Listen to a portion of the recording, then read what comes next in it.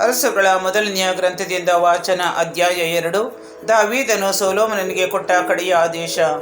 ದಾವೀದನ ಮರಣ ಸಮಯ ಸಮೀಪಿಸಿದಾಗ ಅವನು ತನ್ನ ಮಗ ಸೊಲೊಮೋನನಿಗೆ ಹೀಗೆಂದು ಆಜ್ಞಾಪಿಸಿದನು: ಜಗದ ಜನರೆಲ್ಲರೂ ಹೋಗುವ ದಾರಿಯನ್ನು ನಾನು ಈಗ ಹಿಡಿಯಬೇಕು.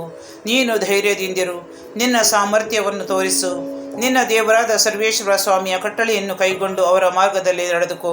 ಮೋಶೆಯ ಧರ್ಮಶಾಸ್ತ್ರದಲ್ಲಿ ಬರೆದಿರುವವರ ಆಜ್ಞಾ ನಿಯಮ ವಿಧಿ ನಿರ್ಣಯಗಳನ್ನು ಪಾಲಿಸು.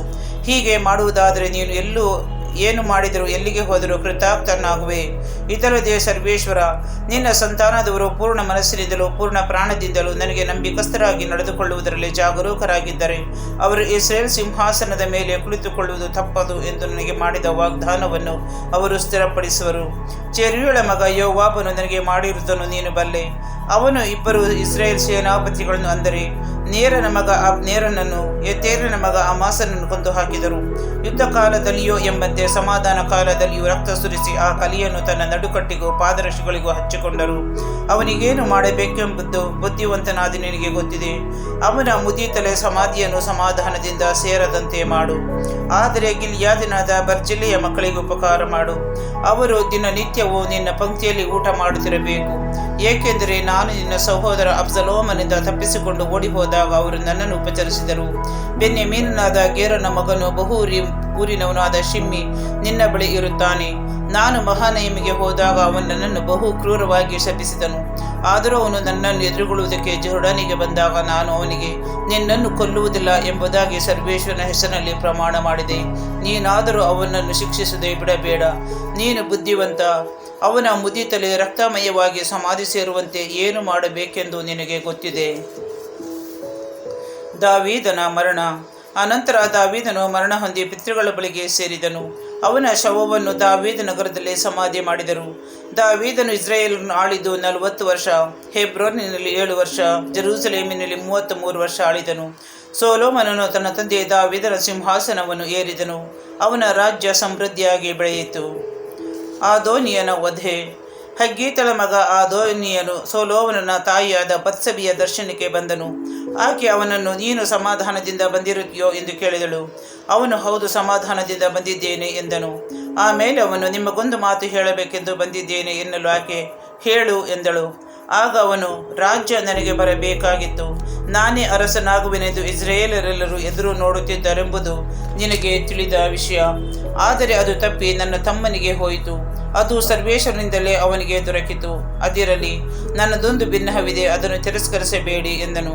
ಅದಕ್ಕೆ ಬತ್ಸೆಬೆ, ಅದೇನು ಹೇಳು ಎಂದಳು. ಅವನು, ದಯವಿಟ್ಟು ಶೂನೇಮಿಳಾದ ಅಬೀಷಗಳನ್ನು ನನಗೆ ಹೆಂಡತಿಯನ್ನಾಗಿ ಕೊಡಬೇಕೆಂದು ಅರಸ ಸೊಲೊಮೋನನಿಗೆ ಹೇಳಿ, ಅವನು ನಿಮ್ಮ ಮಾತನ್ನು ತಳ್ಳುವುದಿಲ್ಲ ಎಂದನು.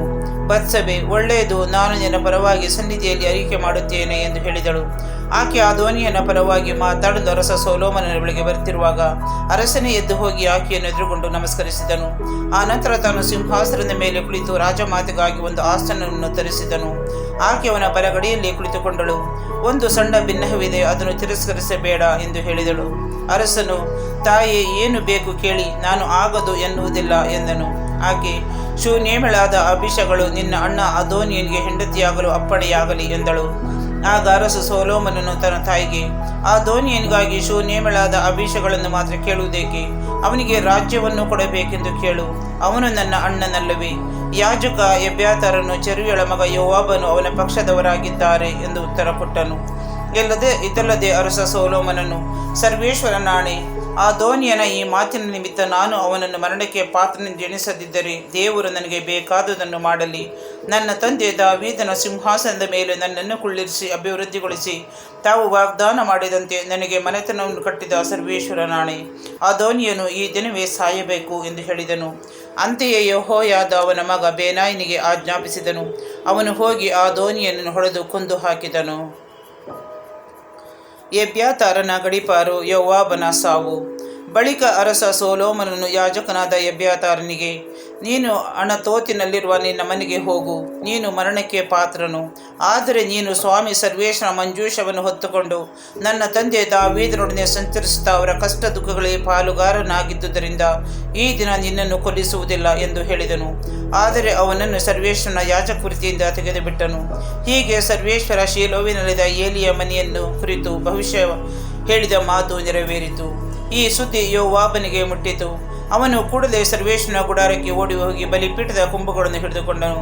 ಅವನು ಅಬ್ಸಲೋಮನ ವಿರೋಧವಾಗಿದ್ದರೂ ಅದೋನ್ಯನಿಗೆ ಪರವಾಗಿದ್ದನು. ಯೋವಾಬನು ಸರ್ವೇಶ್ವರನ ಗುಡಾರಕ್ಕೆ ಓಡಿ ಹೋಗಿ ಬಲಿಪೀಠದ ಹತ್ತಿರ ಇದ್ದಾನೆ ಎಂಬ ಸುದ್ದಿ ಅರಸ ಸೊಲೊಮೋನನಿಗೆ ತಲುಪಿತು. ಅವನು ಯೆಹೋಯಾದಾವನ ಮಗ ಬೇನಾಯನಿಗೆ ಹೋಗಿ ಅವನನ್ನು ಕೊಂದು ಹಾಕು ಎಂದು ಆಜ್ಞಾಪಿಸಿದನು. ಬೇನಾಯನು ಸರ್ವೇಶ್ವರನ ಗುಡಾರಕ್ಕೆ ಹೋಗಿ ಯೋವಾಬನಿಗೆ, ನೀನು ಹೊರಗೆ ಬರಬೇಕೆಂದು ಅರಸರು ಆಜ್ಞಾಪಿಸುತ್ತಾರೆ ಎಂದನು. ಆದರೆ ಅವನು, ಬರುವುದಿಲ್ಲ, ನಾನು ಇಲ್ಲಿಯೇ ಸಾಯುತ್ತೇನೆಂದು ಉತ್ತರ ಕೊಟ್ಟನು. ಬೇನಾಯನು ಅರಸರ ಬಳಿಗೆ ಹೋಗಿ ಯೋವಾಬನು ಹೇಳಿದಂತೆ ತಿಳಿಸಿದನು. ಅರಸನು, ಅವನು ಹೇಳಿದಂತೆ ಮಾಡು, ಅವನನ್ನು ಕೊಂದು ಅವನ ಶವವನ್ನು ಸಮಾಧಿ ಮಾಡು. ಯೋವಾಬನು ನಿಷ್ಕಾರಣವಾಗಿ ರಕ್ತ ಸುರಿಸಿದ್ದರಿಂದ ನನಗೂ ನನ್ನ ತಂದೆಯ ಮನೆಯವರಿಗೂ ಹತ್ತಿರುವ ದೋಷವನ್ನು ಈ ಪ್ರಕಾರ ಪರಿಹರಿಸು. ಸರ್ವೇಶ್ವರ ಈ ರಕ್ತಾಪರಾಧವನ್ನು ಅವನ ತಲೆಯ ಮೇಲೆ ಬರಮಾಡಲಿ. ಅವನು ನನ್ನ ತಂದೆ ದಾವೀದನಿಗೆ ತಿಳಿಯದೆ ತನಗಿಂತ ಉತ್ತಮರು ನೀತಿವಂತರಾದ ಇಬ್ಬರು ವ್ಯಕ್ತಿಗಳನ್ನು, ಅಂದರೆ ಇಸ್ರಾಯೇಲ್ ಸೇನಾಪತಿಯು ನೇರನ ಮಗನು ಆದ ಅಬ್ನೇರನನ್ನು, ಯೆಹೂದ ಸೇನಾಪತಿಯು ಯೆತೇರನ ಮಗನು ಆದ ಅಮಾಸನನ್ನು ಕೊಂದನಲ್ಲವೇ?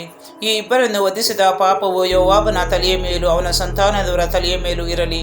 ಆದರೆ ದಾವೀದನಿಗೂ ಅವನ ಸಿಂಹಾಸನವನ್ನೇರುವ ಸಂತಾನದವರಿಗೂ ಸರ್ವೇಶ್ವರನಿಂದ ನಿತ್ಯ ಸೌಭಾಗ್ಯ ದೊರಕಲಿ ಎಂದನು. ಯೆಹೋಯಾದಾವನ ಮಗ ಬೇನಾಯನು ಹೋಗಿ ಯೋವಾಬನನ್ನು ಕೊಂದನು. ಅವನ ಶವಕ್ಕೆ ಮರುಭೂಮಿಯಲ್ಲಿದ್ದ ಅವನ ಮನೆಯ ನಿವೇಶನದಲ್ಲಿ ಸಮಾಧಿಯಾಯಿತು. ಅರಸನು ಯೋವಾಬನಿಗೆ ಬದಲಾಗಿ ಯೆಹೋಯಾದಾವನ ಮಗ ಬೇನಾಯನನ್ನು ಸೈನ್ಯಾಧಿಪತಿಯನ್ನಾಗಿ ಹಾಗೂ ಎಬ್ಯಾತಾರನಿಗೆ ಬದಲಾಗಿ ಚಾದೋಕನನ್ನು ಯಾಜಕನನ್ನಾಗಿ ನೇಮಿಸಿದನು. ಶಿಮ್ಮಿಯ ಸಾವು. ತರುವಾಯ ಅರಸನು ಶಿಮ್ಮಿಯನ್ನು ಕರೆಸಿ, ನೀನು ಒಂದು ಮನೆಯನ್ನು ಕಟ್ಟಿಸಿಕೊಂಡು ಜೆರೂಸಲೇಮಿನಲ್ಲಿ ವಾಸಿಸಬೇಕು. ಇದನ್ನು ಬಿಟ್ಟು ಎಲ್ಲಿಗೂ ಹೋಗಬಾರದು.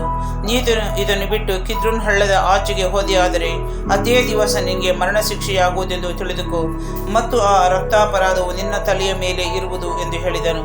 ಅದಕ್ಕೆ ಶಿಮ್ಮಿಯು, ಒಳ್ಳೆಯದು, ನನ್ನ ಒಡೆಯರು ಅರಸರಾದ ನೀವು ಹೇಳಿದಂತೆಯೇ ಸೇವಕನಾದ ನಾನು ಮಾಡುವೆನೆಂದು ಉತ್ತರ ಕೊಟ್ಟು ಬಹಳ ದಿನಗಳವರೆಗೆ ಜೆರೂಸಲೇಮಿನಲ್ಲೇ ವಾಸಿಸುತ್ತಿದ್ದನು. 3 ವರ್ಷಗಳಾದ ನಂತರ ಶಿಮ್ಮಿಯ ಇಬ್ಬರು ಗುಲಾಮರು ಗತ್ ಊರಿನ ಅರಸನು ಮಾಕನ ಮಗನು ಆದ ಆಕೀಷನ ಬಳಿಗೆ ಓಡಿ ಹೋದರು. ಗುಲಾಮರು ಗತ್ ಊರಿನಲ್ಲಿರುವುದು ಶಿಮ್ಮಿಗೆ ಗೊತ್ತಾಯಿತು. ಅವನು ಕತ್ತೆಗೆ ತಡಿ ಹಾಕಿಸಿ ತನ್ನ ಗುಲಾಮರನ್ನು ಹುಡುಕುವುದಕ್ಕೆ ಗತ್ ಊರಿನ ಅರಸನಾದ ಆಕೀಷನ ಬಳಿಗೆ ಹೋಗಿ ಅವರನ್ನು ಗತ್ ಊರಿನಿಂದ ಹಿಡಿದುಕೊಂಡು ಬಂದನು. ಶಿಮ್ಮಿ ಜೆರೂಸಲೇಮಿಂದ ಗತ್ ಊರಿಗೆ ಹೋಗಿ ಬಂದದ್ದು ಅರಸ ಸೊಲೊಮೋನನಿಗೆ ತಿಳಿಯಿತು.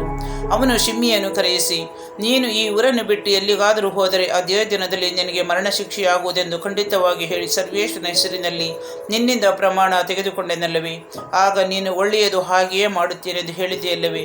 ಹಾಗಾದರೆ ಸರ್ವೇಶ್ವರನ ಹೆಸರಿನಲ್ಲಿ ನಾನು ಮಾಡಿದ ಪ್ರಮಾಣವನ್ನು, ನಾನು ನಿನಗೆ ಕೊಟ್ಟ ಅಪ್ಪಣೆಯನ್ನು ಏಕೆ ಕೈಗೊಳ್ಳಲಿಲ್ಲ ಎಂದನು. ಇದಲ್ಲದೆ ಅರಸನು ಅವನಿಗೆ, ನೀನು ನನ್ನ ತಂದೆ ದಾವೀದನಿಗೆ ವಿರುದ್ಧ ಮಾಡಿದ ಪಾಪಕ್ಕೆ ಮನವೇ ಸಾಕ್ಷಿ. ಸರ್ವೇಶ್ವರದರ ಫಲವನ್ನು ನಿನ್ನ ತಲೆಯ ಮೇಲೆ ಬರಮಾಡುವರು. ಆದರೆ ಸೊಲೊಮೋನ ರಾಜನಿಗೆ ಆಶೀರ್ವಾದ ಲಭಿಸಲಿ. ದಾವೀದನ ಸಿಂಹಾಸನ ಸರ್ವೇಶ್ವರನ ಸನ್ನಿಧಿಯಲ್ಲಿ ಸದಾಕಾಲವೂ ಇರಲಿ ಎಂದು ಹೇಳಿದನು. ಬಳಿಕ ಯೆಹೋಯಾದಾವನ ಮಗ ಬೇನಾಯನಿಗೆ ಅವನನ್ನು ಸಂಹರಿಸಬೇಕೆಂದು ಆಜ್ಞಾಪಿಸಿದನು. ಅಂತೆಯೇ ಇವನು ಹೊರಗೆ ಹೋಗಿ ಅವನ ಮೇಲೆ ಬಿದ್ದು ಅವನನ್ನು ಕೊಂದು ಹಾಕಿದನು. ಹೀಗೆ ಸೊಲೊಮೋನನ ರಾಜ್ಯಾಧಿಕಾರ ಸುಭದ್ರವಾಯಿತು.